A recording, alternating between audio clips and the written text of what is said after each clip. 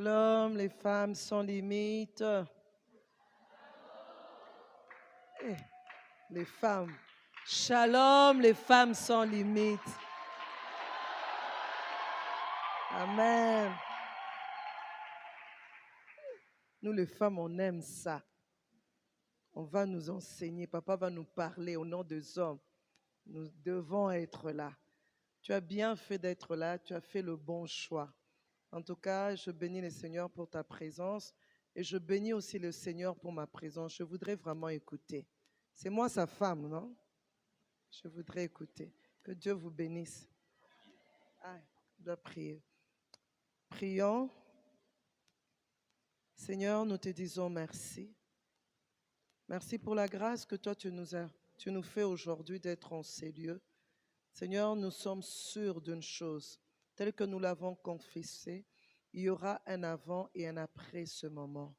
Parle-nous, Seigneur, nous avons tout arrêté, à nos corps défendants, nous sommes venus jusqu'en ces lieux, Seigneur, pour t'écouter, parce que nous avons besoin de toi. Nous reconnaissons, Éternel, que sans toi, nous ne sommes rien. Cher Saint-Esprit, viens et glorifie Jésus-Christ. Utilise ton serviteur comme un simple instrument au nom de Jésus. Amen.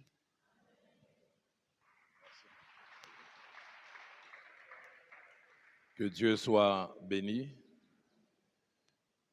Je fais un constat, mais je ne veux pas aller vite en besogne pour tirer des conclusions.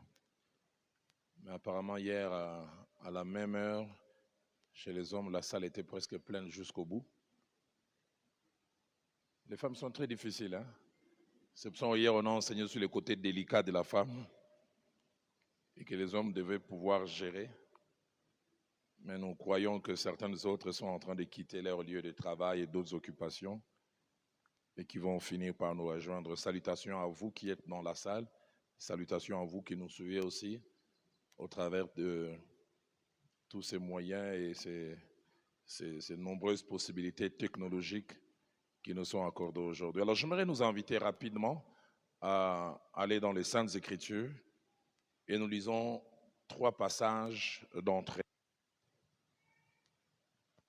Le premier passage est tiré du livre d'Esther, au chapitre 1er.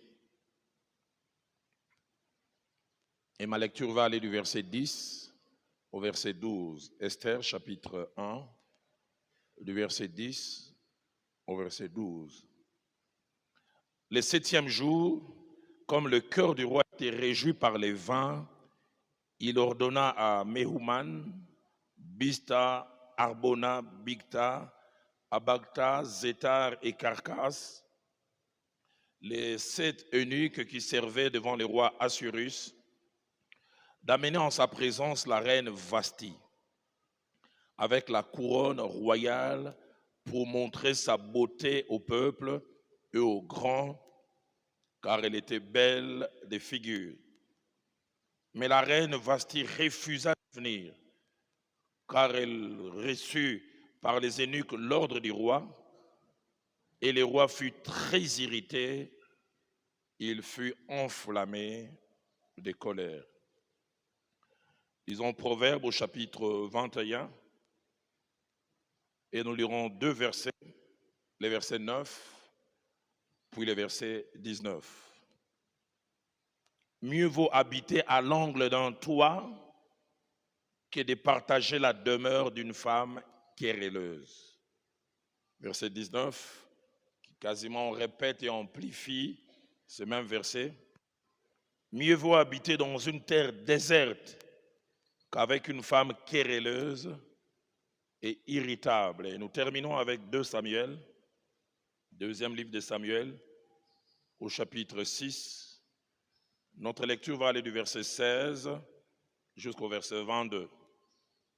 Comme l'arche de l'Éternel entrait dans la cité de David, Michal, fille de Saül, regarda par la fenêtre et voyant le roi David sauter et danser devant l'Éternel, elle le méprisa dans son cœur.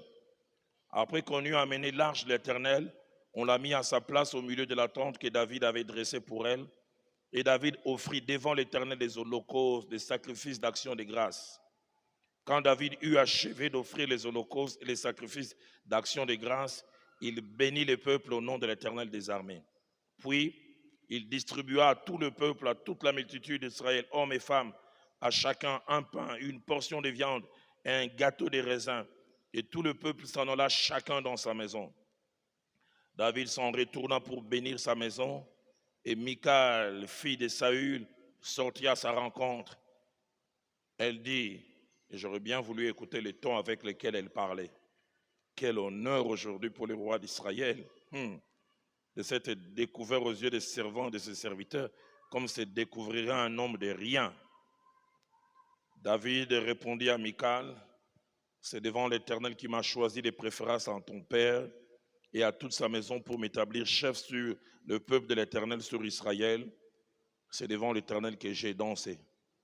Je veux paraître encore plus vil que cela et m'abaisser à mes propres yeux. Néanmoins, je serai en honneur plutôt auprès des servantes dont tu parles. Je vais même jusqu'au verset 23. Or, Michal, la fille de Saül, n'eut point d'enfant jusqu'au jour de sa mort. Amen. Comme sûrement vous l'avez su, les thèmes que Dieu a placés dans mon cœur et que nous allons aborder, c'est 3 choses qu'un homme ne supporte pas voir dans sa femme. 3 choses qu'un homme ne supporte pas voir dans sa femme. Ces choses sur lesquelles je vais parler, j'en ai l'assurance. Vous les connaissez déjà, vous les vivez et peut-être vous les pratiquez. Sûrement bien, peut-être même très bien. Mais s'il arrive que cela soit autrement, je pense que c'est une occasion que Dieu nous donne de rectifier, de réajuster et de changer dans un certain angle, dans un certain domaine. Le but de cet enseignement triple. Cet enseignement vise 3 objectifs. Le tout premier objectif, c'est nous rappeler. Parler de nouveau des choses que les gens connaissent. La Bible enseigne la valeur ainsi que l'importance du rappel.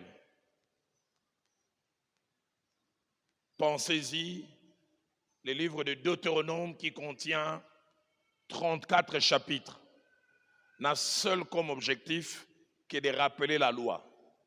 Une loi que l'Éternel avait déjà donnée, mais Moïse, au soir de sa vie, Dieu l'oblige à rappeler la loi. Les scientifiques disent la répétition est la mère de la science. Dans Philippiens chapitre 3, au verset 1, lorsque l'apôtre Paul écrit aux Philippiens, il commence au premier, au deuxième. Les Philippiens ont l'impression mais il nous dit des choses que nous connaissons déjà. Et l'apôtre Paul est obligé de leur dire, je ne me lasse pas de vous écrire sur les mêmes choses. Pourquoi? Il dit, car cela vous est salutaire.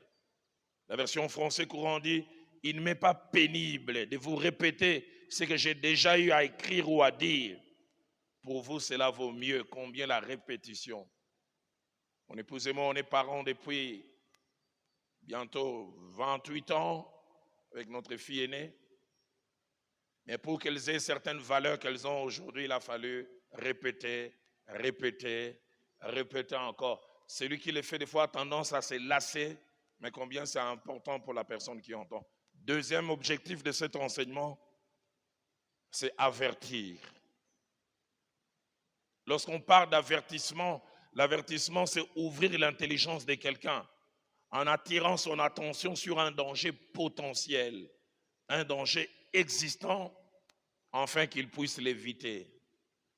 Avertir. J'aime souvent donner cette illustration. Tu es en train de marcher sur la pelouse normalement, sans faire attention. Tu vois un écriteau, il est écrit « Attention, fil électrique, 6600 volts ». Si tu marchais n'importe comment, cet avertissement t'oblige à marcher différemment pour éviter que tu ne puisses poser ton pied sur le fil électrique avec tout ce que cela peut entraîner comme conséquence. Il y a 2 endroits dans la Bible, et c'est dans les épîtres de l'apôtre Pierre, où l'avertissement est mis en vedette. 2 Pierre chapitre 1, au verset 13. L'apôtre dit, je regarde comme un devoir, aussi longtemps que je suis dans cette tente, écoutez ce qu'il dit, de vous tenir en éveil par des avertissements. C'est-à-dire les avertissements vous empêchent de somnoler, d'être distraite. Une autre version, la version Martin dit, il est juste que je vous réveille par des avertissements. Dans 2 Pierre, au chapitre 3, au verset 1er, l'apôtre dit, je cherche à éveiller par des avertissements votre saine intelligence. J'aime beaucoup ce que la version Alfred Cohen, aux paroles vivantes, dit de ce même verset. Il dit, je cherche par mes avertissements à stimuler votre jugement et à éveiller en vous une saine réaction. Le troisième objectif de cet enseignement, lié presque au deuxième, c'est la prévention. Prévenir. La prévention, c'est le fait d'éviter une chose fâcheuse ou négative en prenant les devants, en prenant les précautions. Aujourd'hui, l'une des préventions, c'est la vaccination. Aujourd'hui, en termes de prévention, je ne sais pas ce qu'il en a au Katanga, ça a changé avec les informations plus précises qui sont arrivées. Quand Covid est arrivé, Congo Bololo, il n'y en avait plus à Kinshasa.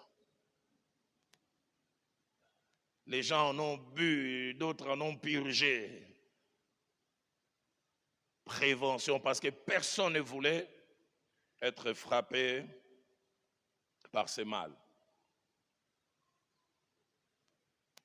Ainsi, je voudrais maintenant vous parler de certaines choses essentielles qu'il nous faut connaître dans les rapports hommes et femmes en couple. Certaines choses essentielles qu'il nous faut connaître dans les rapports hommes et femmes en couple. 5 principalement. La première chose, c'est que la femme a un rôle essentiel dans la solidité et dans l'équilibre de son foyer. Pour qu'un foyer soit solide, pour qu'un foyer soit équilibré, la femme a un rôle, mais un rôle essentiel.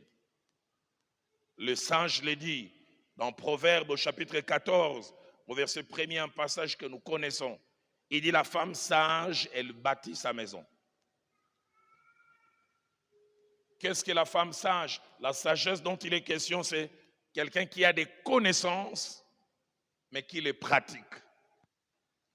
La femme sage, celle qui a des connaissances, non seulement connaît, mais pratique les choses qu'elle connaît. Il ne suffit pas de connaître. Si tout ce que je suis en train de dire va simplement rester dans vos calepins, dans vos blocs, et ne pas se transformer en style de vie, j'aurais gaspillé mon temps. La femme sage, celle qui connaît et pratique, la Bible dit, elle bâtit sa maison. D'autres versions disent, elle maintient sa maison. Et la Bible continue, et la femme insensée la renverse de ses propres mains. J'en parlerai vers la conclusion. Est-ce que quand elle renverse, elle est toujours consciente? Non. Elle peut renverser inconsciemment, mais elle renverse quand même. Deuxième chose que je voudrais dire aux femmes dans leur relation avec leur homme, dans les couples, c'est que les mauvais traitements dont certaines femmes sont l'objet, je n'ai pas dit toutes les femmes, j'ai bien dit dont certaines femmes sont l'objet de la part de leur homme ou de leur mari, n'ont pas toujours comme origine l'homme, sa mauvaise foi, ou même les diables. Il arrive des fois, c'est la femme elle-même qui est à la base. Et parmi ces mauvais traitements, il peut y avoir indifférence de l'homme, éloignement à la fois physique et émotionnel de l'homme, absence de tendresse, absence d'attention, absence de gestes affectueux de la part de l'homme. Et ceux qui ne connaissent pas, qui viennent suivre les films au milieu, ils ont l'impression que c'est l'homme qui est mauvais. Mais peut-être, j'ai dit quelquefois, c'est une moisson que la femme est en train de récolter. Moisson attachée à une façon de se comporter. Galates au chapitre 6, verset 7, verset 8, il dit, ne nous y trompons pas. Ce qu'un homme aura sémé, il les moissonnera. Et l'apôtre continue en montrant combien la qualité de la moisson est attachée à la qualité de notre semence. Celui qui sème pour la chair moissonnera de la corruption. Et celui qui sème pour l'esprit moissonnera la vie éternelle. Troisième chose, dans la relation homme et femme dans les couples, c'est que la plupart des fois que les diables entrent dans un foyer et corrompt les climats, c'est parce que, comme je le disais, consciemment ou inconsciemment, quelqu'un lui a donné accès. Quelqu'un lui a ouvert la porte. Et je prie, femme, si finalement peut y avoir un climat qui se corrompt, qu'en regardant au fond de vous, vous puissiez dire, je ne suis complice ni de loin, ni de près. Je suis victime, je suis en train de subir. J'aime l'avertissement de l'apôtre Paul dans Éphésiens chapitre 4, au verset 7, lorsqu'il dit, ne donnez pas accès au diable. Ne donnez pas accès au diable. Combien de fois certaines choses nous faisons, et c'est nous-mêmes qui invitons les diables dans notre maison, et quand il vient s'installer, il fait son sale travail de... Louis II dit, ne donnons pas accès au diable. Français courant dit, ne donnez pas au diable l'occasion de vous dominer. Une autre version dit, ne lui ouvrez pas la porte pour qu'il entre. Quatrième chose que je voudrais mentionner dans la relation homme et femme dans la vie des couples, c'est qu'il y a des choses négatives dans un couple que l'on peut et l'on doit éviter. Que l'on peut, on en a le pouvoir, et même que l'on doit, c'est presque comme un devoir de les éviter. Et quand je parle comme ça, je veux dire que cela ne dépend pas toujours de l'autre, mais cela dépend de nous. Dans Romains chapitre 12, au verset 18, écoutez ce que l'apôtre dit. Il dit, s'il est possible, autant que cela dépend de vous, soyons en paix avec tout le monde. C'est-à-dire, il y a des moments où la paix ne dépendra pas de la manière dont les autres se comportent. La paix, ça sera mon choix. Autant que c'est possible, soyez en paix. Cinquième et dernière chose, c'est qu'en tant que femme, nous devrions savoir qu'il y a des choses qui sont des besoins fondamentaux pour un homme. Des besoins fondamentaux. Besoins fondamentaux, non seulement pour l'homme lui-même, mais besoins fondamentaux de l'homme dans sa relation avec la femme. Ces choses ne doivent pas manquer dans les chefs de la femme dans sa relation avec son homme. Ces choses ne sont pas négociables. Ces choses, si elles ne sont pas là, la vie des couples peut en souffrir. La vie des couples peut être en danger. Et ce sont des choses par la grâce de Dieu que Dieu a placées dans mon cœur que nous allons voir.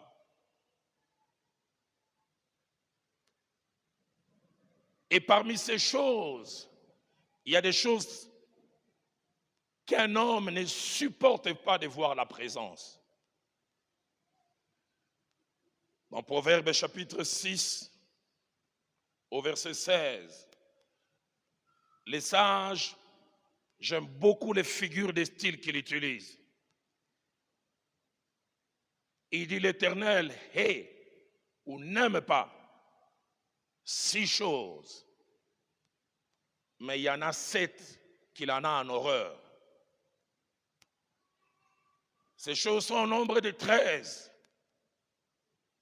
6, il n'aime pas, mais il peut les supporter.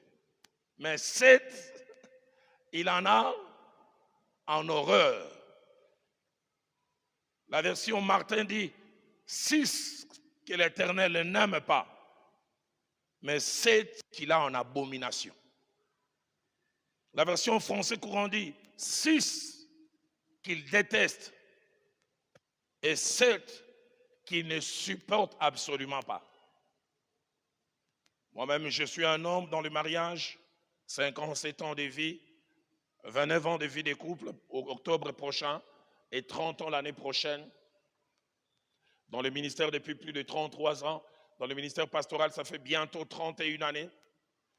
Et ce sont des choses que je connais en lisant la parole de Dieu, en l'étudiant, moi-même dans la vie des couples, mais dans les échanges avec les hommes. Il y a des choses qu'un homme ne supporte pas. Il peut supporter une femme qui oublie, mais il y a des choses qu'il ne supporterait pas. Il peut supporter une femme peut-être désordonnée, mais il y a des choses qu'il ne supporterait pas.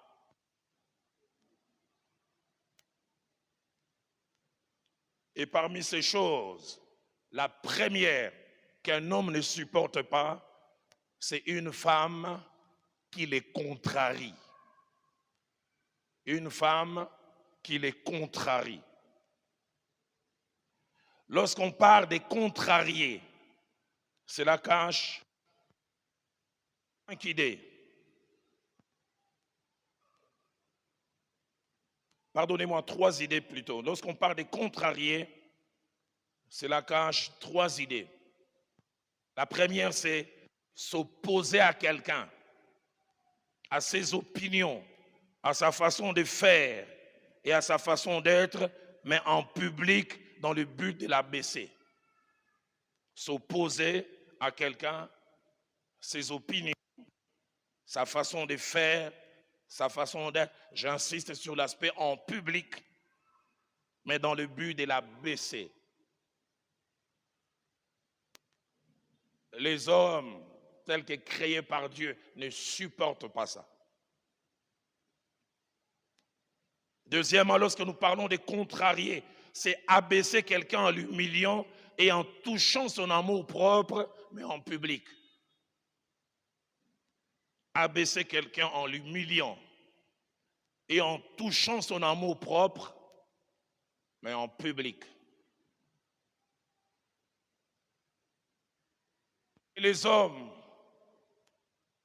dont je suis un peu l'ambassadeur ne supportent pas ça.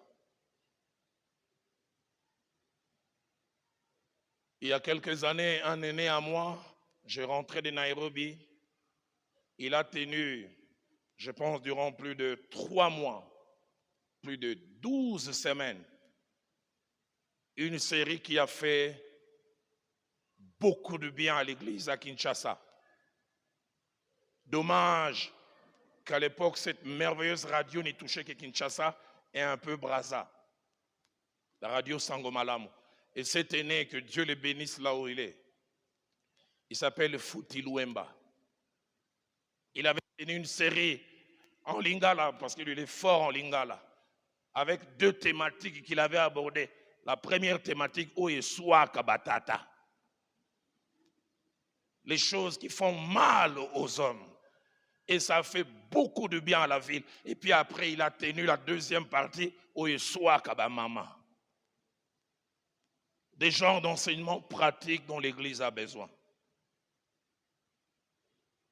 Troisièmement, lorsque nous parlons des contrariés, c'est causer à quelqu'un du mécontentement, de la honte, mais en public, en s'opposant à lui de la mauvaise manière. Causer à quelqu'un du mécontentement et de la honte en public, en s'opposant à lui de la mauvaise manière. Femmes, je voudrais vous rappeler ces 6 petites vérités concernant l'homme. La première vérité, c'est que dans l'ordre que Dieu a établi, Dieu a fait de l'homme et l'a placé comme étant le chef dans les foyers.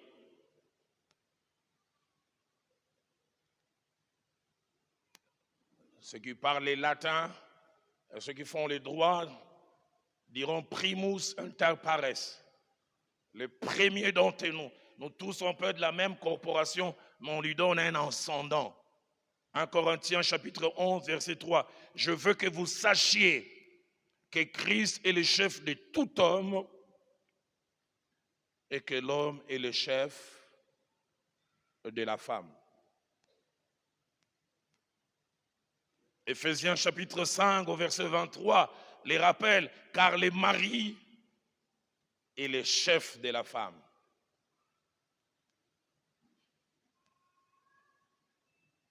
Mon épouse et moi, on est en relation avec des gens élevés en dignité. Mais notre relation a changé. Quand nous les connaissions, je peux dire qu'ils étaient entre guillemets des personnes normales. Mais avec la fonction que les temps et les circonstances leur a donnée, ils représentent quelque chose dont un représente même une institution en lui-même. Et j'ai vu comment j'ai été obligé d'adapter mon langage, mon comportement. Pourquoi? À cause de ce qu'il représente. Et dans la pensée de Dieu, l'homme est le chef. Avoir cela en tête. Deuxième chose, dans les ordres donnés aux conjoints, les deux, l'homme et la femme, Dieu n'a pas demandé aux deux conjoints de faire la même chose parce qu'il savait que le besoin chez l'un et chez l'autre sont différents. Chapitre 5, verset 22, puis verset 24 à 25. Aux hommes, il dira au verset 25, Marie, aimez vos femmes comme Christ a aimé l'Église. Et j'en ai parlé hier aux hommes, je peux même dire, j'ai martelé. J'ai insisté comment l'amour ne se limitait pas à I love you. J'ai montré que l'amour, c'est aussi la patience vis-à-vis de l'autre. Ne pas toujours tenir rigueur. Mais ça, c'est à l'homme. Dieu dit aime. Mais quand Dieu se retourne vers la femme, il dit femme, soyez soumises à vos maris. Et puis il ajoute comme au Seigneur. Et puis il va plus loin et dit, or de même que l'Église est soumise à Christ, les femmes aussi doivent l'être à leur mari. Et la Bible ajoute toutes choses.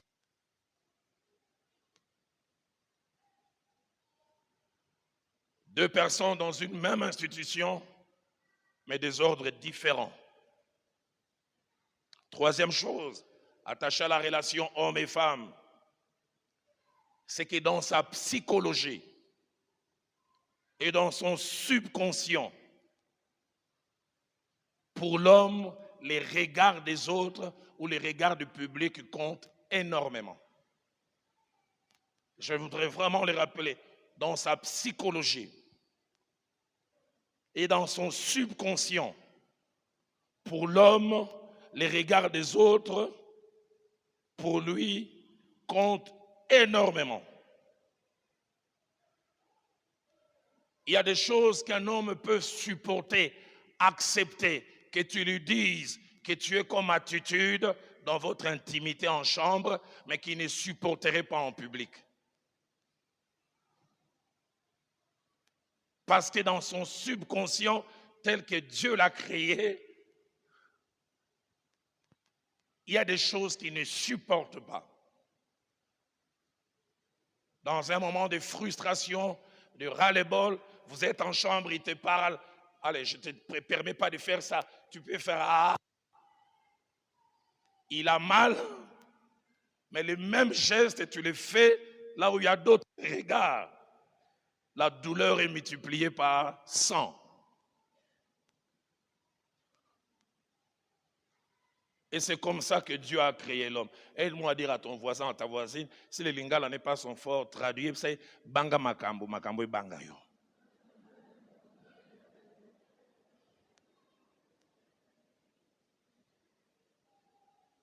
Les regards du public comptent énormément. Quatrième chose que je voudrais dire aux femmes dans leur relation avec les hommes.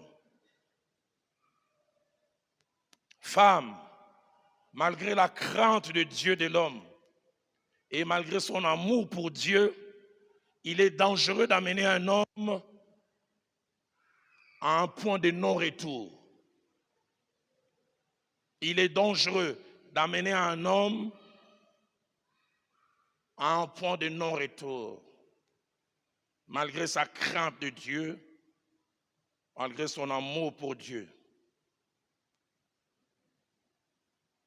L'un des endroits les plus sûrs et les meilleurs pour un homme, c'est chez lui à la maison. Mais quand un homme commence à vivre certaines choses, surtout de celles qui étaient censées lui apporter du bonheur, cet homme a tendance à vouloir traîner dehors. Et dehors n'est pas le meilleur endroit pour laisser un homme. J'aimerais que vous sachiez, comme au Parlement, vous avez beaucoup de suppléantes prêtes à vous remplacer, prêtes à prendre votre place.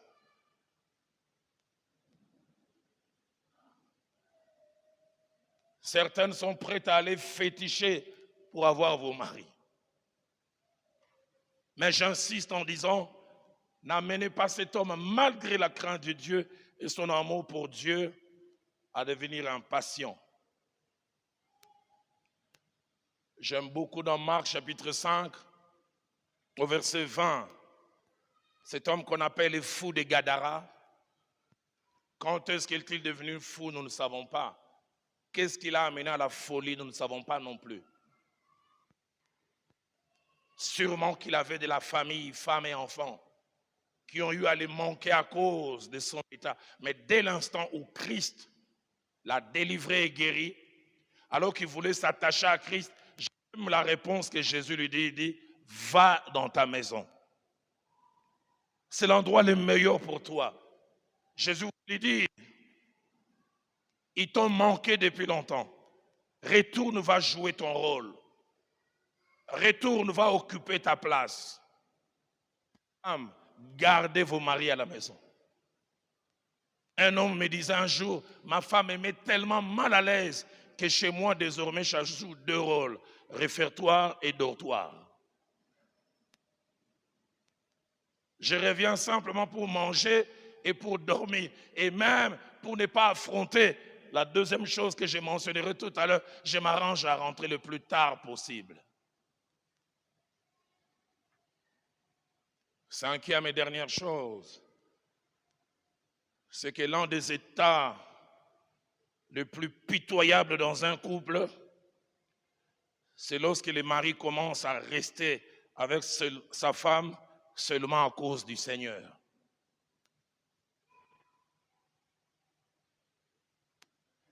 Ah, s'il n'y avait pas l'enfer, je deviendrais polygame vraiment.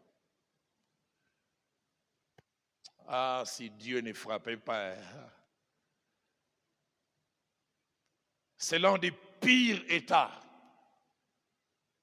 où l'amour de votre jeunesse, l'homme avec lequel vous avez marché, commence à rester à vos côtés par contrainte.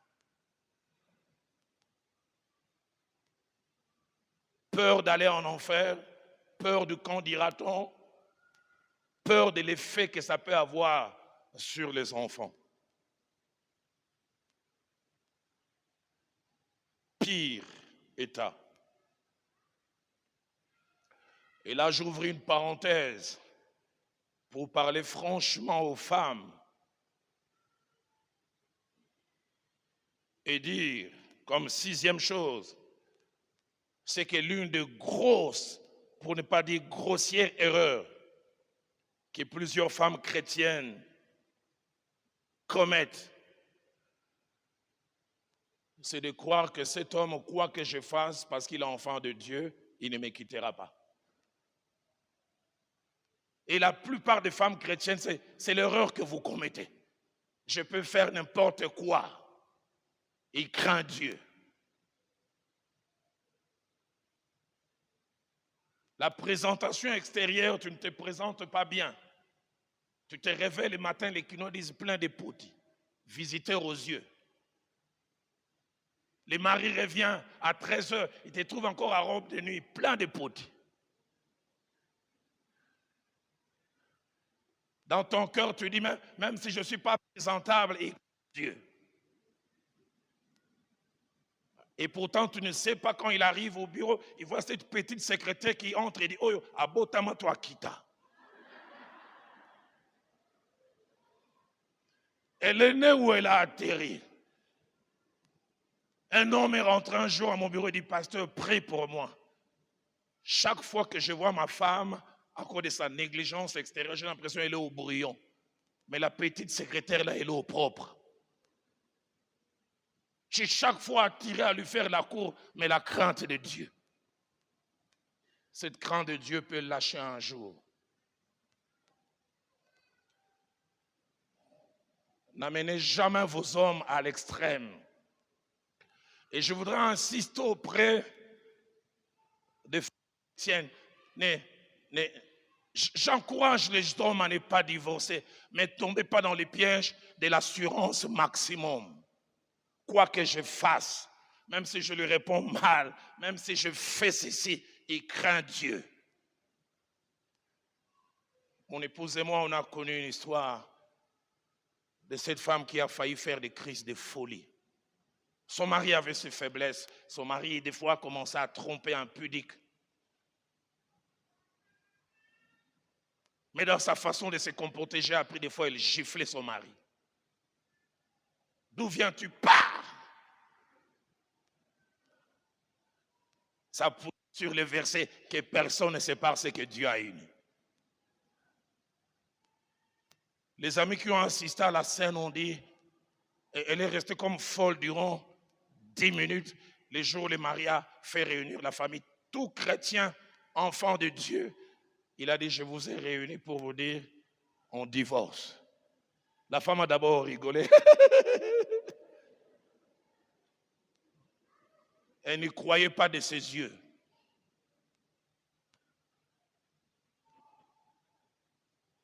Les gens séparés, c'est après qu'elle a compris. Je me souviens, je suis allé un jour prêcher avec mon épouse quelque part. Je prêchais, cette femme est tombée. Ce n'était pas les démons.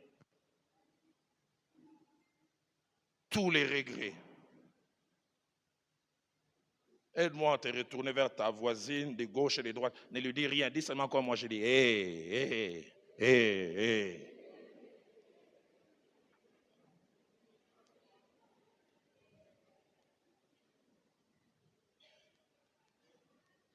À cause de cette certitude, il ne divorcera jamais. Certaines femmes se permettent tout, sont capables de toutes sortes de laisser aller. Mais la Bible dit, et c'est le livre des Proverbes, Ecclésiaste plutôt qui en parle, Ecclésiaste 7 au verset 7 dit, l'oppression rend insensé même les sages. Une autre version dit, quand la souffrance est extrême, les sages perdent sa sagesse. Un homme que vous amenez à l'extrême, un jour cette sagesse va partir. Vous l'amènerez à prendre des décisions qu'il n'aurait pas dû prendre. Il dira en lingala, si je dois aller en enfer, que j'y aille. Mais elle et moi, c'est fini. C'est pour cela, retourne-toi encore vers ta voisine. Tu dis, cette fois-ci, ce n'est pas moi, c'est le pasteur.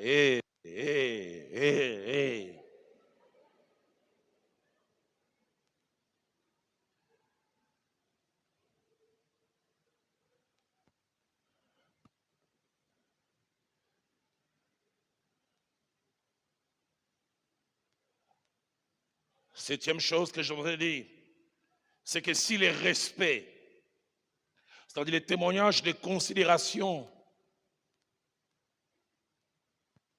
envers l'autre est appelé à se manifester, ça doit se manifester en parole, en acte et en conduite. Le respect est un besoin de deux conjoints, mais la Bible amplifie l'aspect respect de la femme vis-à-vis de l'homme. Ephésiens 5 au verset 13, l'apôtre Paul dit au reste que chacun de vous aime sa femme, mais puis il ajoute que la femme respecte. Si Louis II parle presque d'une suggestion, la version Parole de vie parle d'un ordre. La femme doit respecter son mari. La version King James parle d'honorer avec égard. La version Martin parle de révérer, presque à un culte.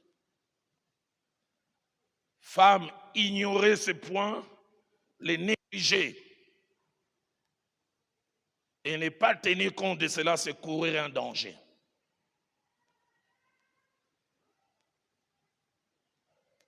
Plusieurs années, le feu pasteur Lukusa, paix à son âme,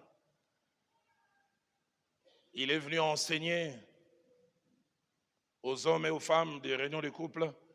Je n'étais pas encore marié, mais parce que j'étais responsable, j'ai assisté. Et il parlait aux femmes. Il disait, la plupart des fois, quand nous sommes entre vos mains, vous nous négligez. C'est quand nous vous glissons entre les doigts que vous commencez à aller vouloir nous récupérer au combat spirituel ou à la montagne. Dans le combat.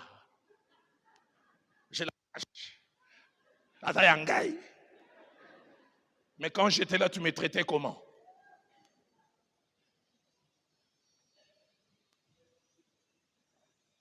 Les textes d'Esther, au chapitre 1er, versets 10 à 12, nous montrent comment pour une chose pour laquelle, et je préfère être nuancé, équilibré, cette femme n'avait pas totalement tort. Elle n'avait pas totalement tort. La reine Vasti, mais pour cette chose, elle a perdu sa position de reine. Simplement parce qu'elle a contrarié son mari.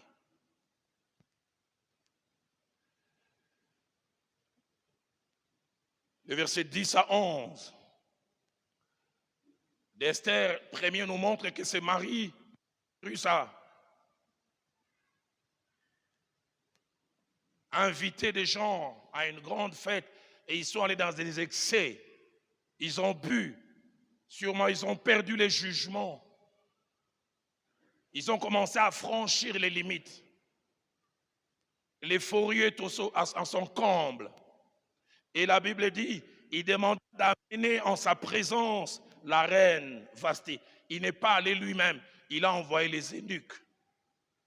Un public, comme j'avais dit tout à l'heure. Dit à Vasti de venir pour montrer sa beauté au peuple et aux grands. Car dit la Bible, elle était belle de figure. La version français courant dit, il désirait montrer à ses hauts fonctionnaires et aux autres gens présents combien la reine était belle. Et remarquez, il n'y a pas contact direct entre le roi et la reine. Ce sont 7 personnes envoyées qui amènent un message. Tous les commentateurs disent que quand l'on dit qu'elle vienne danser en présentant sa beauté, d'après les coutumes de l'époque, il semble qu'elle devait venir danser nue, sans habit, mauvais ordre, qui ne devait pas être fait. Mais Vasti a manqué de tact.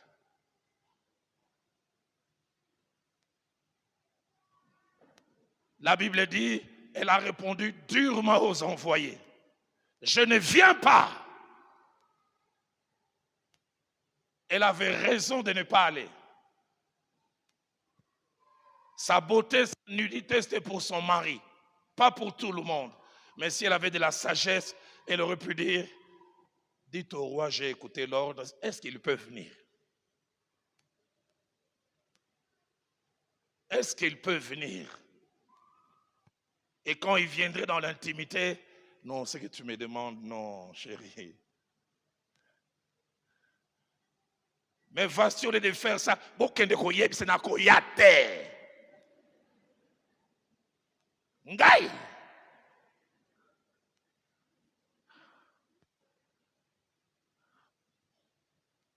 7 personnes ont vu comment la reine a méprisé son mari. Certains commentateurs disent même qu'elle a eu un moi. Et vous savez, quand les gens rapportent, ils disent tout, roi, nous avons mal plus que toi. La manière dont la reine a changé le visage quand elle parlait. Quoi? Moi.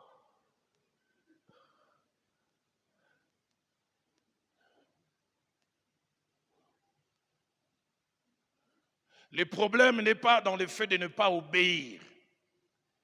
Le problème, c'est les canaux par lesquels elle est passée pour transmettre l'information. 7 personnes qui sont sous l'autorité du roi, qui se rendent compte que femme ne les respecte pas. Sa femme ne les considère pas. La contrariété. Le verset 12 dit, mais la reine Vasti refusa de venir quand elle reçut des eunuques l'ordre du roi. La version d'Arbi dit, elle refusa de venir à la parole du roi transmise par les eunuques. Lisez la suite. Est-ce que le roi Cyrus a dit gloire au Seigneur? Toute chose concourt bien de ceux qui aiment Dieu. Ma Bible à moi dit, le roi fut très irrité et il fut enflammé de colère. Et le verset 19 montre la décision finale. Voici, ne paraîtra plus devant les rois, et le roi donnera la dignité des reines à quelqu'un d'autre qui soit meilleur. Meilleur. En termes de vertu, Vasti était la meilleure, parce qu'elle ne voulait pas présenter sa dignité. Mais en termes de sagesse, Chijengu. 0. Libungu Tulu.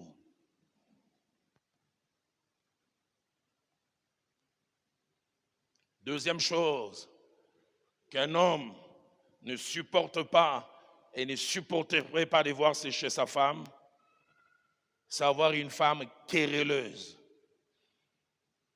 Une femme querelleuse. 5 définitions sont attachées à la femme querelleuse. La première, c'est la femme qui aime les disputes et la dualité permanente. Deuxièmement, une femme querelleuse, c'est une femme qui aime s'opposer à vous ouvertement et de manière passionnelle. Elle aime s'opposer à vous ouvertement, vous contester et de manière passionnelle. Troisièmement, une femme querelleuse, c'est celle qui vous affronte en public souvent et qui vous rend la vie insupportable. Quatrièmement, qui vous adresse en permanence des reproches en haussant les tons. Et puis enfin, cinquièmement, une femme querelleuse, c'est celle qui lutte vivement contre vos idées, les rejette, les abaisse et les juge sans valeur. Et la Bible utilise des images fortes. Pourquoi j'aime la sagesse qu'il y a dans la parole de Dieu? Nous l'avons lu, Proverbe chapitre 21, verset 9, dit « Mieux vaut habiter à l'angle d'un toit que de partager la maison avec une femme querelleuse. » Donc, l'adresse de l'homme, tu es plus à l'aise quand tu as la rencontre là. Là, c'est mieux que de partager son temps avec une femme querelleuse. Je me suis rendu compte, j'ai fait 50 000, j'ai prêché, je n'ai pas entendu Amen. Je ne prêche pas bien.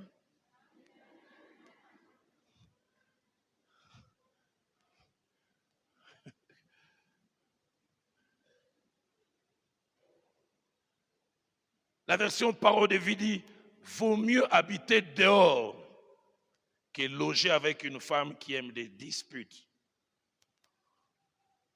Je disais aux hommes hier, il y a quelques années, une femme est venue accuser son mari. Elle avait un œil gonflé de bleu. Il dit, pasteur, appelle mon mari. Il est plus boxeur que celui qui apporte des caresses. Et j'ai dit aux frères, j'ai donné des conseils. Les frères, quand j'ai parlé, ne faisaient que bouger les jambes. Et ils regardaient en l'air comme Mouzé Kabila dans Outenika. Quand je lui ai donné la parole, je n'ai jamais oublié les deux réactions. Il dit, pasteur, j'apprends des réputations et tout le monde me dit que tu es doux. Mais même toi, si on te donnait cette femme, tu vas la tabasser. Et il ne s'arrête pas là, il dit, même Jésus, s'il avait épousé ma femme, il tabasserait. Et le monsieur finit de parler. Écoutez la femme. Et le mari dit, pasteur, au monde est quoi? Tu vois ces choses. Moi-même, j'ai regardé, j'ai dit, cet homme n'a pas tellement tort.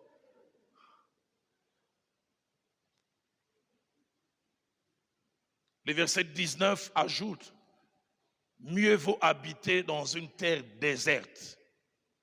Et vous savez, le désert n'est jamais fait de climat équilibré.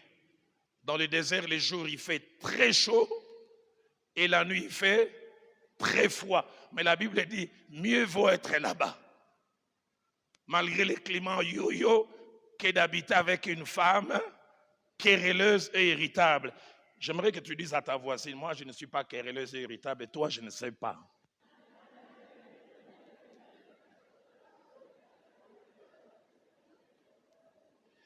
Il y a une, j'ai vu, qui n'a même pas parlé parce qu'elle connaît son état.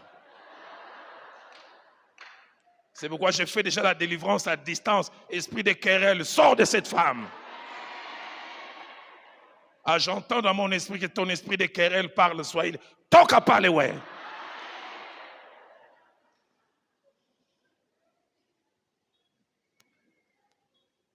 Mieux vaut habiter dans une terre déserte qu'avec une femme querelleuse. Si la femme querelleuse a plusieurs caractéristiques, il y en a 6 qui reviennent régulièrement. J'entends une femme qui dit dans son cœur, j'aurais pas dû venir à cette réunion, j'ai vraiment envie de sortir. Tu ne sors pas. Que mon Dieu mette la colle sur ta chaise. Les 6 caractéristiques de la femme querelleuse, la première, tendance à toujours hausser les tons et à parler sur un ton élevé. Et là, j'aimerais dire, femme, tu ne dois pas toujours être jugée partie. Cette femme dont je parlais, dont le mari disait que même si elle épousait Jésus, Jésus la taperait. C'est le mari disait, pasteur, il ne fait que crier sur moi. J'ai dit, maman, elle dit, pasteur, c'est nga. J'ai dit, Mouzouga, nga. Donc, même en répondant, elle criait. Mais elle ne se rend pas compte. C'est pourquoi je dis en matière de ton, ne sois pas jugé parti. C'est pourquoi tout à l'heure à la fin, je vous donnerai un devoir. J'espère que vous allez le faire. En rentrant, dites à votre mari, chérie, est-ce que je te parle bien? Il va te regarder. Ah, tu veux vraiment que je parle? Écoute, avant que je parle, va acheter des papiers mouchoirs parce que tu vas pleurer.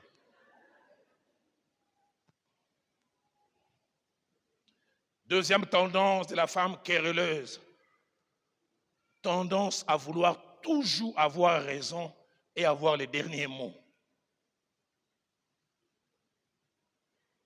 Il y a des femmes, on dirait ça leur coûte finalement d'abdiquer, dire bon, je laisse. Elle veut toujours avoir les derniers mots. Toujours.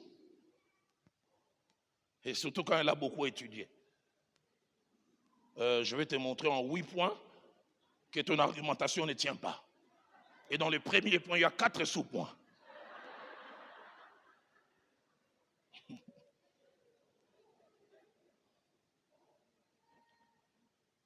Troisième chose, attachée à la femme querelleuse, tendance à toujours vouloir que son seul point de vue triomphe. Que son seul point de vue triomphe. Le pasteur Vernon nous enseignant sur les couples. La vie du couple, il a dit, dans la vie du couple, quand on est à deux, quand on laisse l'autre parler, les messages qu'on lui lance, je suis ouvert à ce que tu vas dire. Je suis prêt à changer mon comportement, mon attitude, sur base des informations que tu vas dire. Mais vous savez, il y a des femmes, quand vous parlez, ce n'est pas qu'elle est ouverte, elle attend son tour de répliquer. Elle n'est pas ouverte, elle n'est pas perméable. Tu parles, puis à la fin, dire, aussi ici, yokanga sikoyo. Tendance à toujours vouloir que son seul point de vue triomphe. Quatrième caractéristique de la femme querelleuse, elle a difficile à accepter la contradiction ou un point de vue différent de son point de vue. Madame a raison.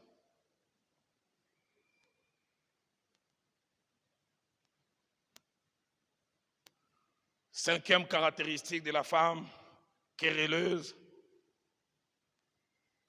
c'est taire, surtout lorsqu'elle a raison. C'est comme aller sur la lune. Le silence, ça lui coûte.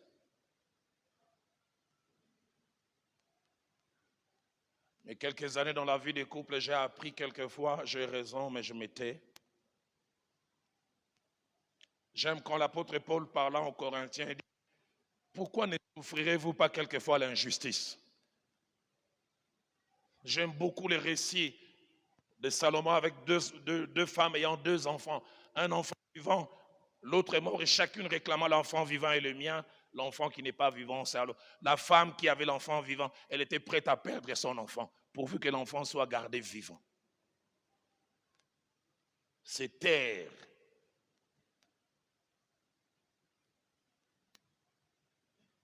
Aide-moi à poser la question à ta voisine. Est-ce que ça t'arrive de te taire? J'entends une qui répond, oui, seulement quand je dors.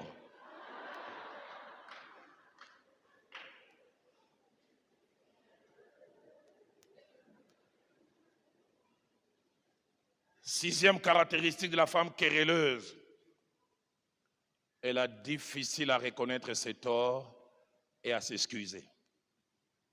Difficile à reconnaître ses torts et à s'excuser. Elle peut être spirituelle, elle peut chasser des démons. Vous qui êtes ici, vous chantez à l'église, vous êtes à la chorale, Dieu vous a donné une voix merveilleuse, vous êtes à l'intercession, vous voyez des sorciers, je vois 4 sorciers qui ont laissé la sorcellerie dehors sur 2 arbres, un sur un baobab. La dernière fois que vous avez dit à votre mari, chérie, pardonne-moi, j'avais eu tort, c'est quand? Chérie, pardonne-moi, je n'aurais pas dû hausser les tons.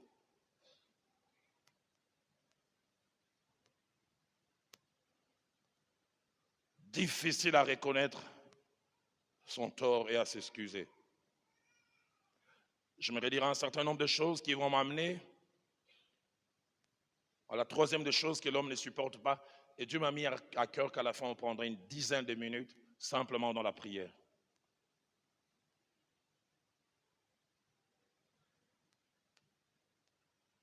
La première des choses, dans la pensée de Dieu en rapport avec l'homme, la maison est censée être un lieu de repos, pas un champ de bataille. Un lieu de repos, pas un champ de bataille. Qu'il est triste quand certains hommes, ils veulent rentrer chez lui, ils pensent qu'il va à Waterloo se battre, comme Napoléon et l'armée française.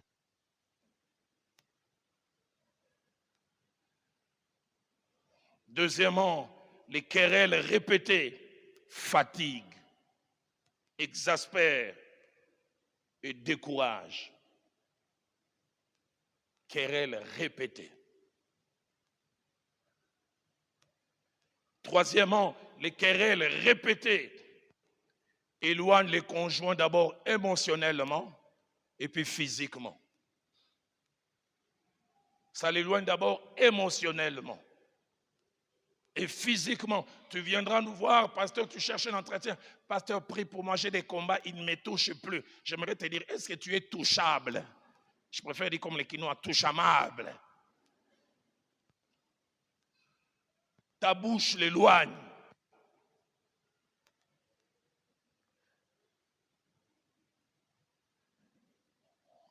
Quatrièmement, les querelles sont quelquefois dues au tempérament non contrôlés par le Saint-Esprit. Les psychologues disent qu'il y a 4 tempéraments. Il y a des sanguines si c'est pour une femme, des colériques, des flegmatiques et des mélancoliques. Mais il est prouvé que les sanguines et les colériques ont un tempérament fort. Cinquièmement, en termes de querelles, il arrive le plus souvent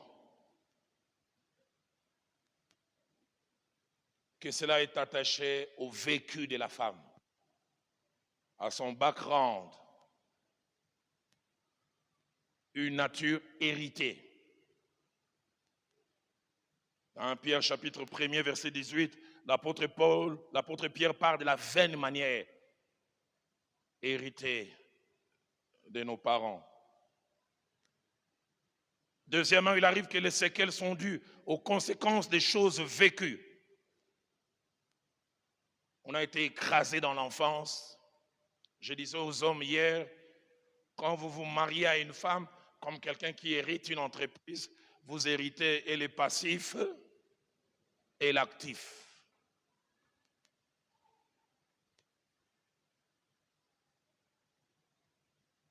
Troisièmement, les querelles sont dues aux frustrations, insatisfactions et problèmes non réglés.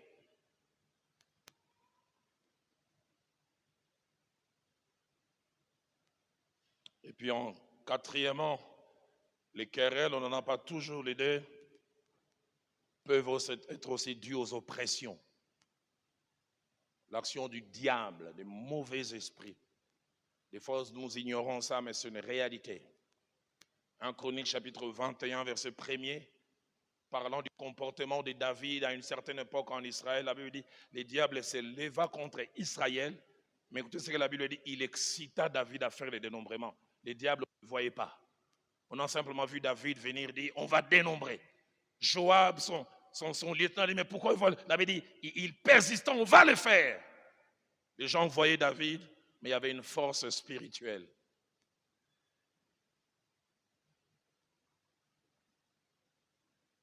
Avant-dernière chose à dire concernant les querelles,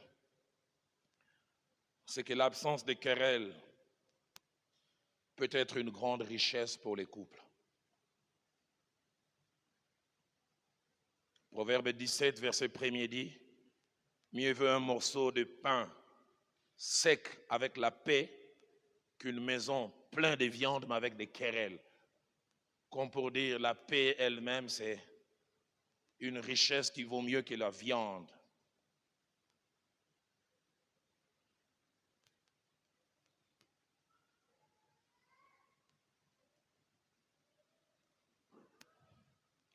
Et dernière des choses, la Bible encourage non seulement à tout faire pour que les querelles puissent ne pas exister, et la Bible encourage, si possible, à la réserve, à les éviter. Et j'aime ce que l'apôtre Pierre nous dit dans sa première épître, au chapitre 3, le premier, ainsi que le deuxième verset. Il dit, femmes, soyez de même soumises à vos maris, afin que si quelqu'un n'obéissait point à la parole, il soit gagné sans parole par la conduite de leur femme, en voyant votre manière de vivre chaste et réservée. Réservée. Ayez non cette parure extérieure qui consiste dans les cheveux tressés, les ornements d'or ou les habits que l'on rêvait, réservés. Troisième des choses, et je vais conclure tout à l'heure, qu'un homme ne supporterait pas, c'est une femme qui combat sa consécration ou sa passion pour Dieu. Une femme qui combat, ne comprend pas, s'interpose entre la consécration et la passion d'un homme pour Dieu. Et 2 Samuel chapitre 6, versets 16 à 22 est un exemple, un mauvais exemple.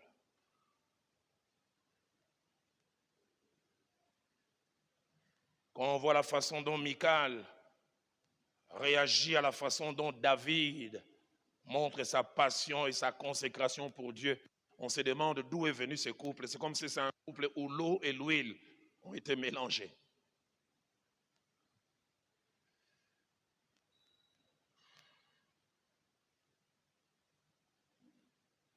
Le couple David et Michal peut se résumer en 6 choses. La première, c'est un couple où pour l'homme, Dieu est tout. Mais pour la femme, Dieu n'est pas tout. Pour David, Dieu est tout. Il doit aller chercher l'arche. Et quand l'arche arrive, il se déshabille presque. Il se met à danser nu devant tout le monde. L'arche représente la présence de Dieu que nous avons perdu depuis longtemps est revenue. C'est ma plus grande joie.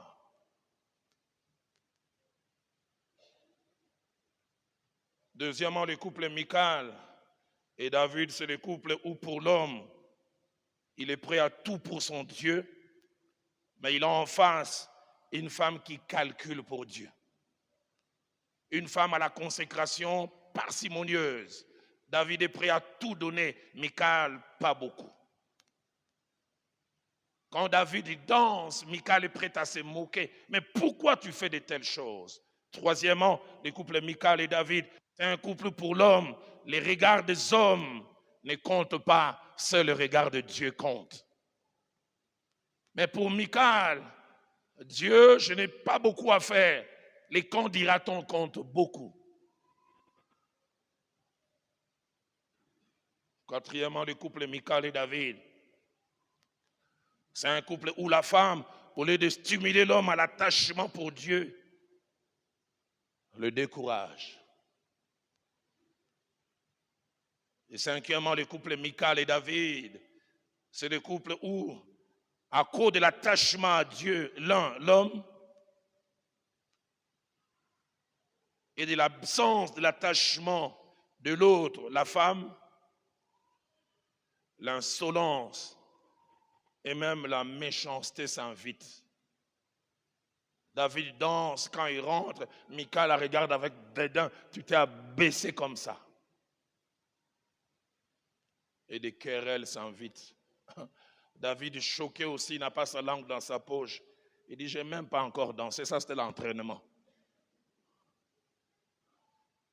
Et sixièmement, le couple Michal et David, c'est un couple où l'un, David, a une histoire avec Dieu et l'autre, Michal, n'a pas d'histoire avec Dieu. Quand David danse, Michal est choqué. David lui dit, je sais pourquoi je danse. Je danse pour celui qui m'a choisi au détriment de ton père. Moi, j'ai toujours été un berger. Je dois à ce Dieu tout ce que je suis devenu. L'histoire que j'ai avec lui m'oblige à être expressif. Qu'il est terrible d'être dans un couple où vous n'avez pas la même histoire.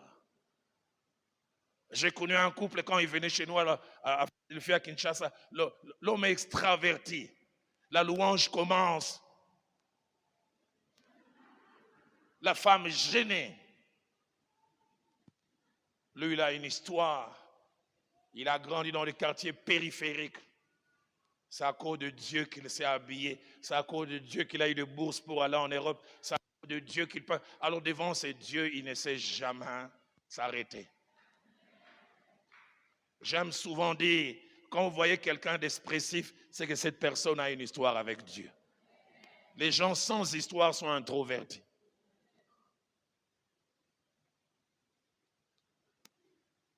Et en terminant, je voudrais dire ces choses en conclusion par rapport à David et Michal, et je terminerai par 2 autres choses en conclusion en général. La première par rapport à David et Michal, c'est que la vie des couples est triste lorsqu'on est un David spirituel et qu'on est marié à une Michal. Quand vous rentrerez ce soir, allez poser la question à votre mari, suis-je une Michal? Deuxième des choses que j'aimerais dire, Dieu ne laisse jamais impunis les Michal qui s'opposent à la consécration de David. Parce que la Bible dit, Michal n'eut point d'enfant.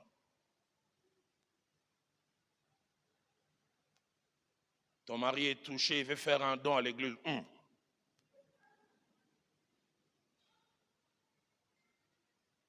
Mais quand les Bayoudas du Congo viennent chanter en famille, tu es prêt à donner l'argent Kamoula.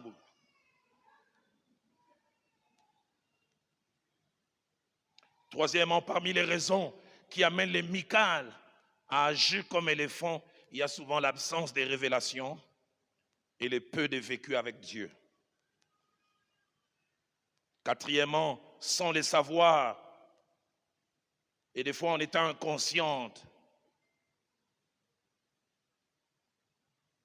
les Michal peuvent pousser les David à regarder ailleurs.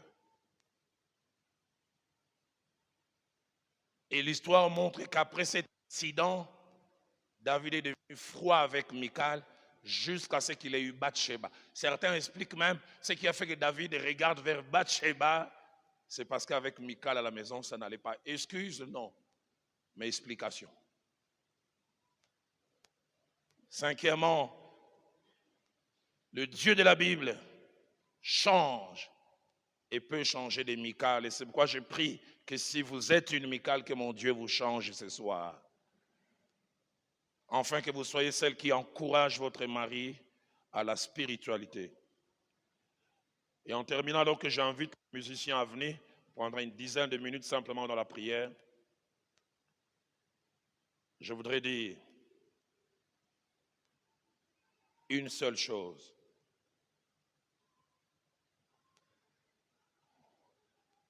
Ces trois choses que j'ai mentionnées qu'un homme ne supporterait pas. Il y a un moyen et un moyen efficace pour l'éviter. Et ce moyen efficace, c'est l'évaluation. Et l'évaluation peut se faire de deux manières. La première manière,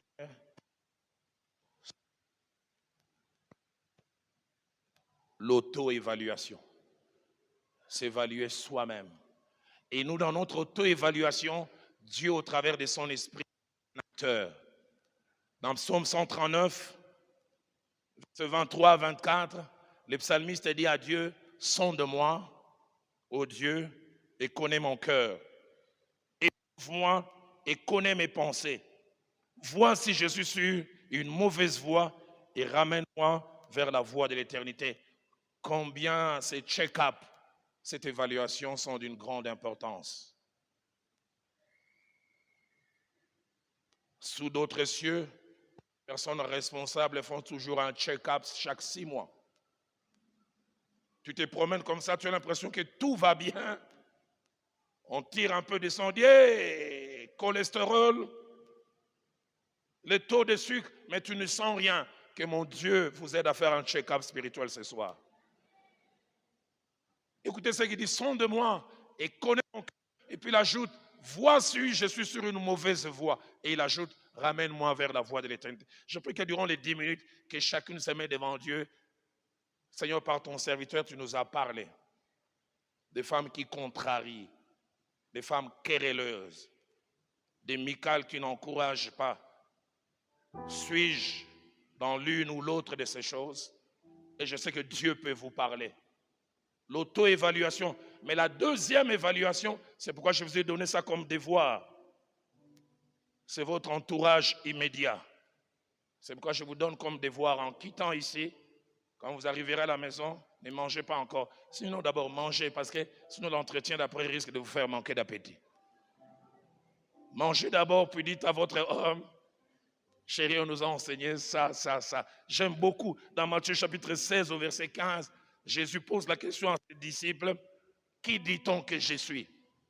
Il donne plusieurs réponses et puis il leur dit, et vous, qui dites-vous que je suis? Je prie que ce soir, que quelqu'un rentre en disant à son mari, chérie, je suis une femme qui contrarie. Chérie, je suis une femme querelleuse. Chérie, suis-je une Michal? Durant 10 minutes. Je ne sais pas si vous allez vous mettre à genoux, debout, ou si vous sentez le désir à côté. Mais je vais conduire la prière. Alors que les amis nous dirigent 10 minutes. Je pense même on fera 9. Et puis je nous rappellerai. Et j'inviterai mon épouse, maman Viviane, à venir prier.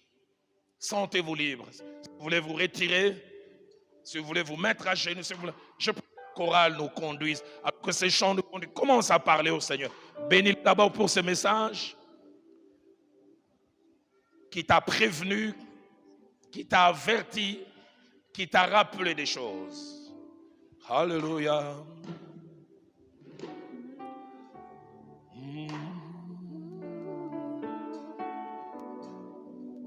Je vais tout abandonner.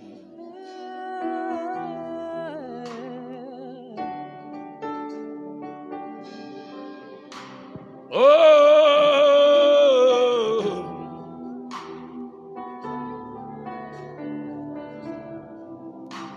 où fuirai-je loin de toi? Attire-moi à toi. Ne me laisse pas. Ne me laisse pas.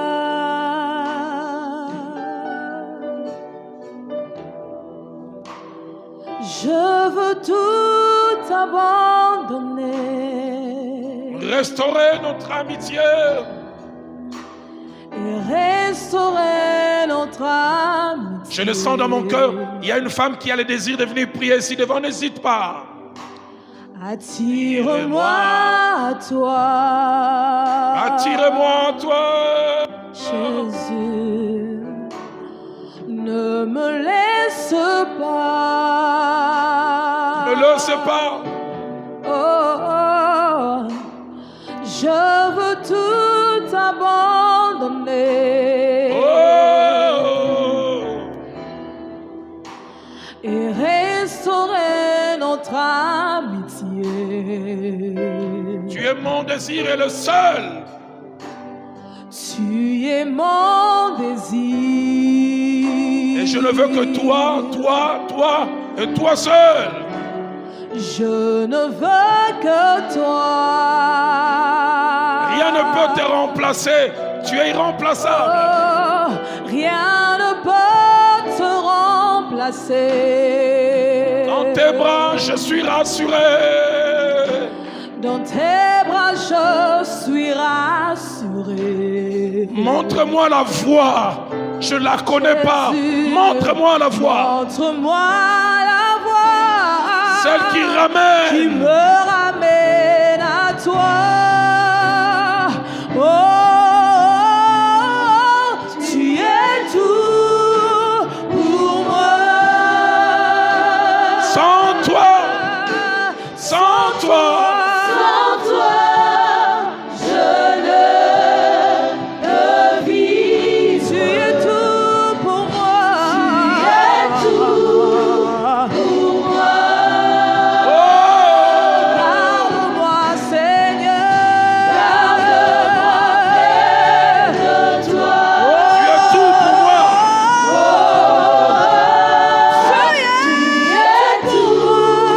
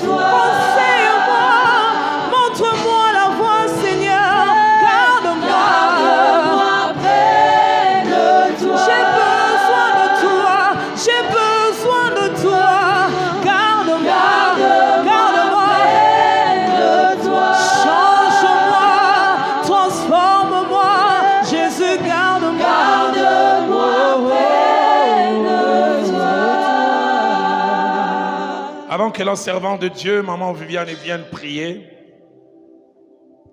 ce passage de 1 Samuel 10 monte dans mon cœur. Quand Samuel a dit à Saül, l'Esprit te saisira et tu seras changé en un autre homme. L'Esprit te saisira, il y aura un métanoïa. Il y aura une transformation. Et ce merveilleux cantique de Maman Dénomment dans mon cœur, on va les chanter. Et à la fin, je vais céder le micro à Maman Viviane qui va prier. Parce que je sens dans mon cœur, alors qu'on sera en train de les chanter, l'Esprit de Dieu va descendre, il va saisir. Quand il descend, l'atmosphère change. Lorsqu'il descend, il y a transfert entre ciel et terre. Saül, l'Esprit te saisira. Tu seras changé. La querelleuse deviendra la douce. Celle qui contrarie sera réservée. L'amicale deviendra spirituelle. Quand il descend, oui, tout s'arrête. Il y a transfert entre ciel et terre. Entre ciel et terre. Seigneur, qu'il y ait transfert ce soir. Que les célestes viennent remplacer les terrestres. Il y a transfert entre ciel et terre. Entre ciel. Quand il descend, oui, tout s'arrête. Oui, tout s'arrête. Il y a transfert entre ciel et terre. Entre ciel et terre. Quand il descend, l'atmosphère change. Il y a transfert entre ciel et terre. Quand il descend, oui, tout s'arrête. Oui, tout s'arrête. Il y a transfert ce soir entre ciel et terre. Entre ciel et terre. Quand il descend, l'atmosphère de ta maison change. L'atmosphère de ton couple change. Alléluia. Entre ciel et terre. Oh oui, quand il descend. Oui, le trouble s'arrête. Oui, tout s'arrête. Il y a transfert entre ciel et terre. Quand il descend, l'atmosphère de ta maison change. L'atmosphère de ton couple change. Il y a transfert. Le Saint-Esprit est là. Il est là pour changer. Il est là pour restaurer. Le Saint-Esprit est là pour te toucher. Il est là pour secouer. Il est là pour restaurer. Et voilà ce qui arrive. Voici ce qui arrive. Les maladies s'enfuient. Alléluia. Les aveugles voient. Alléluia. Les paralyses les stériles enfants. Les sourds entendent. Par sa puissance. Les maladies s'enfuient. Alléluia. Les aveugles voient. Les paralytiques sortent de joie. Les stériles enfants. Les sourds entendent. Par sa puissance. Alléluia. Par sa puissance.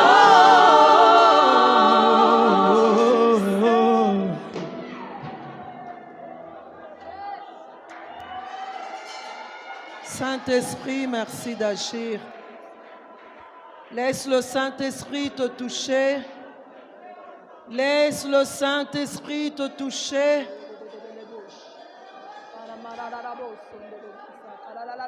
Laisse le Saint-Esprit te toucher. Agir en toi. Laisse le Saint-Esprit agir en toi.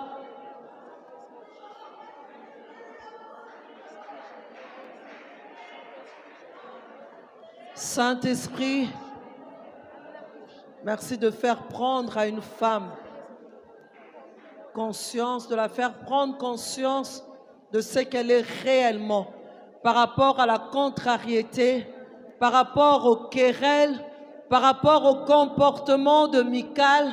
Saint-Esprit, merci de faire prendre conscience à une femme en ce lieu ce qu'elle est réellement.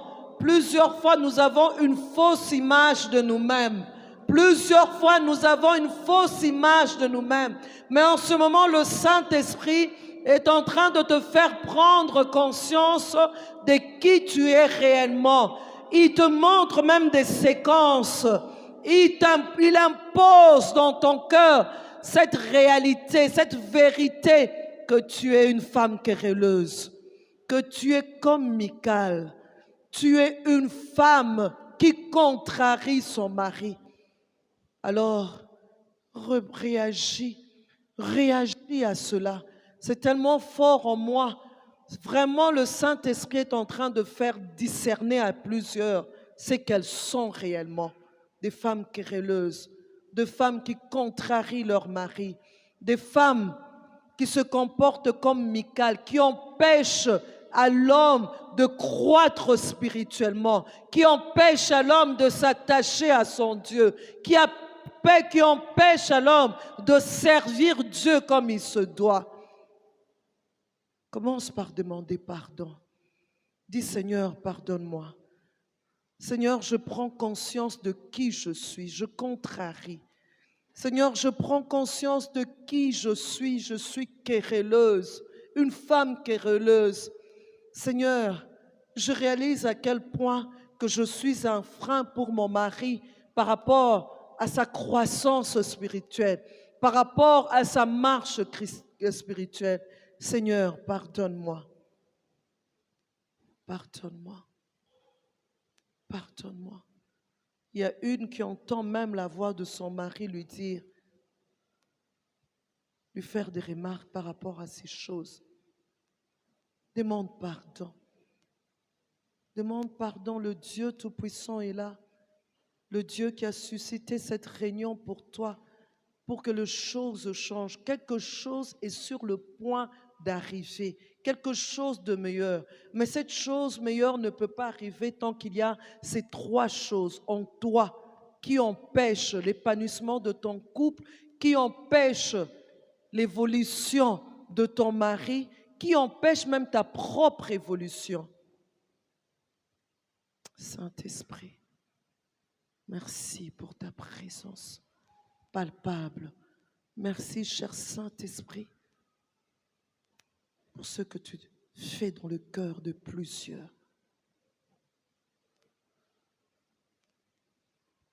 Oh, merci, cher Saint-Esprit. Merci, cher Saint-Esprit. Demande aussi au Saint-Esprit, rends-moi capable. Saint-Esprit, rends-moi capable. Rends-moi capable. C'est possible. C'est vraiment possible. Rends-moi capable, Esprit de Dieu vivant. Plusieurs fois, j'ai essayé, mais je n'arrive pas. Saint-Esprit, rends-moi capable. Je continue à compter sur toi. Parce que la parole de Dieu nous dit, ce n'est ni par ma force, ni par ma puissance.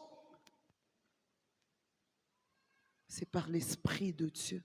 Saint-Esprit, rends-nous capables. Si tu avais déjà commencé, demande au Saint-Esprit, amène-moi encore plus loin. Amène-moi encore plus loin. Il a dit, demande tout ce que tu voudras. Il y a aussi cette chose qui nous manque. Seigneur, que je trouve grâce et faveur.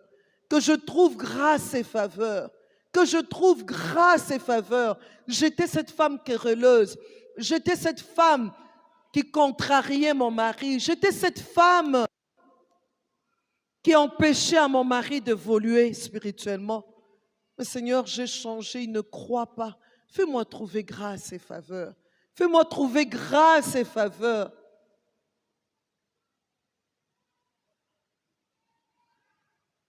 Je voudrais que là où tu es, que tu te lèves avec les deux mains levées, je veux prier pour toi.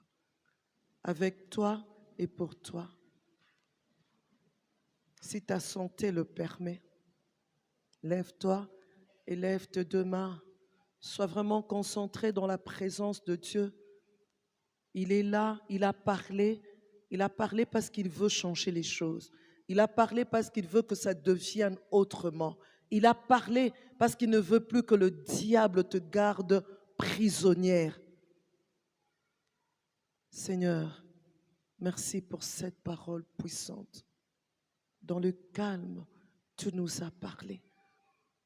Ton esprit nous a convaincus du péché, de la justice et du jugement. Seigneur, nous le croyons, que tout s'arrête maintenant. Que ces choses qui nous poussaient à contrarier nos maris, que ces choses qui nous poussaient à être de querelleuses, que ces choses qui nous poussaient à arrêter la marche spirituelle s'arrêtent maintenant. Seigneur, tu es celui qui nous a créés. Tu es celui qui nous a créés. Nous croyons en toi. Tu es le Créateur. Seigneur, merci de transformer nos caractères. Une haute opinion de nous-mêmes que nous avons qui nous empêche d'être des femmes soumises, des femmes respectueuses. Seigneur, merci de transformer nos caractères. Le caractère détruit notre marche avec le Seigneur. Le caractère détruit nos vies de couple. Le caractère détruit le ministère. Seigneur, certains traits de nos caractères, je veux dire. Seigneur, merci de transformer nos caractères. Seigneur, ces côtés qui nous empêchent d'être des sources de bénédiction, d'être des femmes telles que toi tu le veux. Toi qui as institué le mariage. Seigneur, merci de changer cela. Nous le déclarons. J'aimerais que tu répètes après moi, femme. Seigneur, je te dis merci pour cette parole. Je la reçois. Et je dis amen à cette parole. À partir d'aujourd'hui, plus rien ne sera comme avant. Je le déclare. Satan, tu es un menteur. Tu n'es pas mon créateur. Je suis la créature du Dieu Tout-Puissant. Capable au changement. Capable au changement. Et je le déclare encore. Plus rien ne sera comme avant. Je sortirai de ce lieu une personne différente. Pas plus querelleuse. Plus cette femme qui contrarie. Plus cette femme qui empêche l'évolution de la marche chrétienne de mon mari. Si tu es une jeune fille, répète après moi.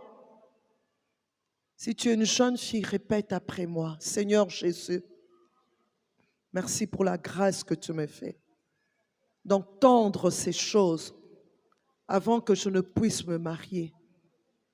Seigneur, merci parce que par ton esprit, tu continueras à forger mon caractère.